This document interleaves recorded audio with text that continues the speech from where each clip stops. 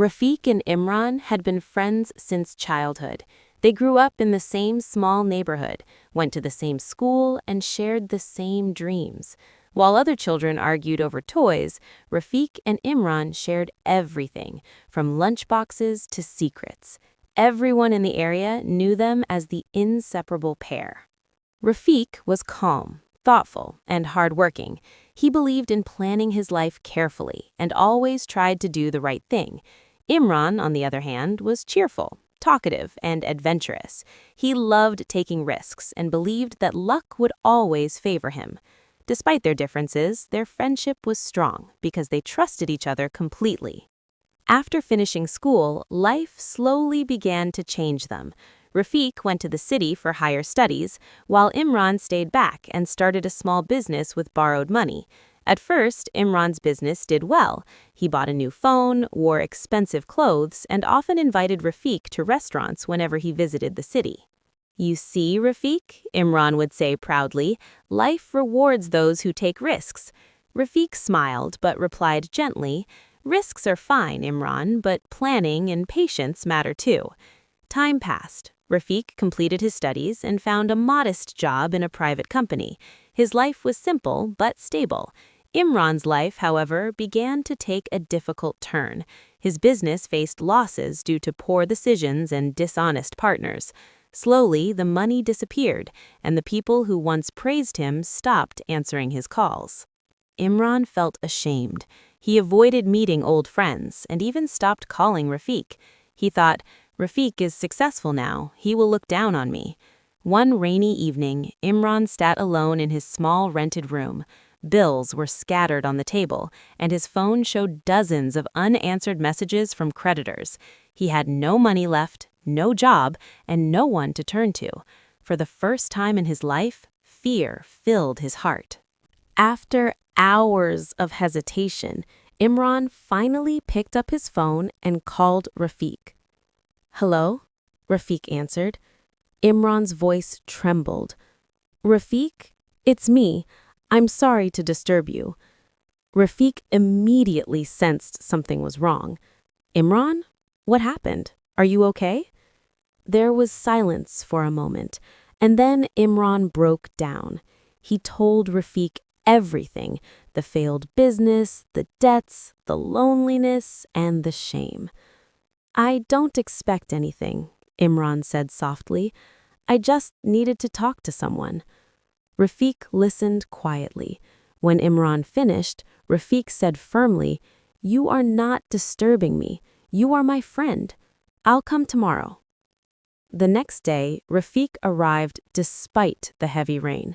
He didn't lecture Imran or remind him of past mistakes. Instead, he sat beside him, shared a simple meal, and listened. "You helped me many times when we were younger," Rafiq said. "Friendship isn't about success or failure. It's about standing together when things go wrong." Rafiq helped Imran in every way he could. He lent him some money, not as charity, but as support. He helped him create a realistic plan to repay debts, and even spoke to a company where he had contacts, helping Imran get a temporary job. The days were not easy. Imran worked long hours, often feeling tired and discouraged. But Rafiq stood by him, encouraging him whenever he felt like giving up. "There is no shame in falling," Rafiq would say. "The shame is in refusing to get up." Slowly, Imran's life began to improve. He paid off part of his debt and gained confidence through honest work. More importantly, he learned humility and responsibility, lessons he had ignored before. One evening, months later, Imran invited Rafiq for tea. This time, there were no expensive restaurants or proud speeches, just two friends sitting quietly. "I was wrong," Imran said. "I thought success meant money and pride, but now I know it means having someone who doesn't leave you when you lose everything." Rafiq smiled. "And I learned something too," he replied. "True friendship is tested not in happiness, but in hardship." Years later, both friends became successful in their own ways, but neither forgot those difficult days. Whenever someone spoke about friendship, Imran would remember the rainy evening when everyone turned away except one friend, because a friend in need is truly a friend indeed. As days turned into weeks, Imran slowly adjusted to his new routine. The temporary job Rafiq helped him find was not glamorous. He had to work long hours, often standing all day, and the pay was modest. At first, Imran felt embarrassed wearing a simple uniform and taking orders from people younger than him. But every evening when he returned to his room, he remembered Rafiq's words and pushed his pride aside. Rafiq checked on him regularly. Sometimes it was a short phone call, sometimes a late-night message asking, "Did you eat?" Those small gestures meant more to Imran than Rafiq could imagine. For the first time, Imran understood what silent support looked like. One night, after a particularly exhausting day, Imran sat alone and thought about his past. He remembered how easily he had ignored advice, how proudly he had spoken about success, and how quickly people disappeared when his money ran out. His eyes filled with tears, not of sadness alone, but of realization. "I was blind," he whispered to himself. "I had many companions, but only one true friend." Months passed. Imran slowly began repaying his debts. Creditors who once shouted at him now spoke politely. His confidence returned, not the careless confidence of before, but a calm, mature strength. He became more patient, more thoughtful, and more grateful. One evening, Rafiq invited Imran to his small apartment. They cooked dinner together like old times, laughing over burnt rice and weak tea. "You've changed," Rafiq said gently. Imran nodded. "Yes, failure taught me what success never could." From that day on, Imran promised himself that he would never forget the value of true friendship. He also promised that if anyone ever came to him in need, he would not turn away.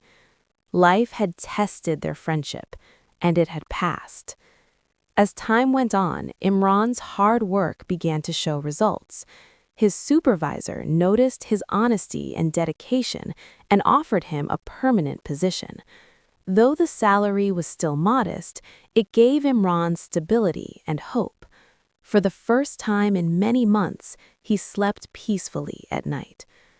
One afternoon, while returning from work, Imran saw an old acquaintance, Kamal, standing by the roadside. Kamal had once been one of those people who enjoyed Imran's success but disappeared during his failure. Now, Kamal looked tired and worried. After some hesitation, Kamal approached him.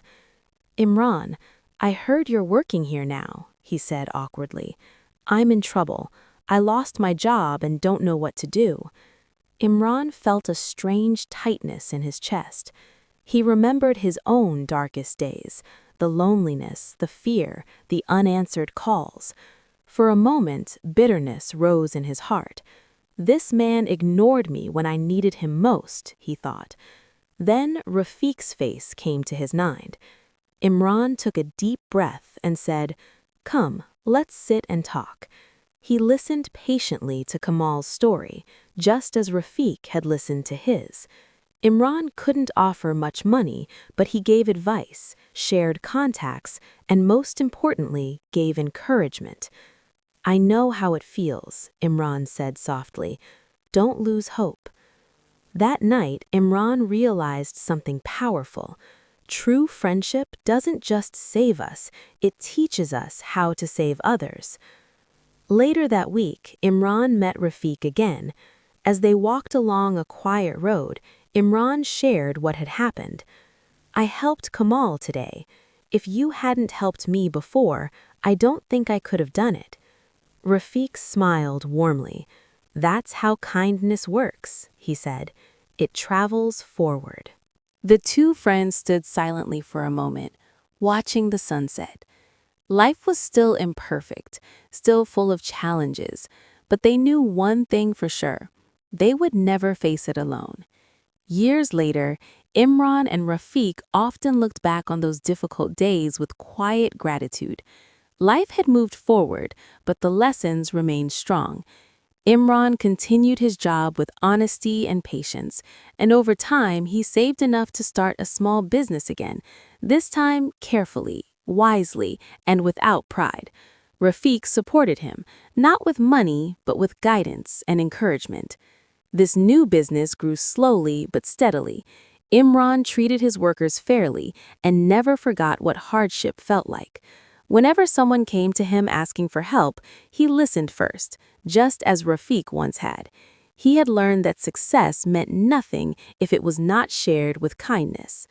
One evening, as they sat together in the same old neighborhood where their friendship began, Imran turned to Rafiq and said, "When I lost everything, I discovered who truly mattered. You didn't help me because you had to. You helped me because you cared." Rafiq smiled and replied, "And you proved that friendship isn't broken by failure, it's strengthened by loyalty." Both men understood that many people walk with us in happiness, but only a few remain in sorrow. Those few are the real treasures of life.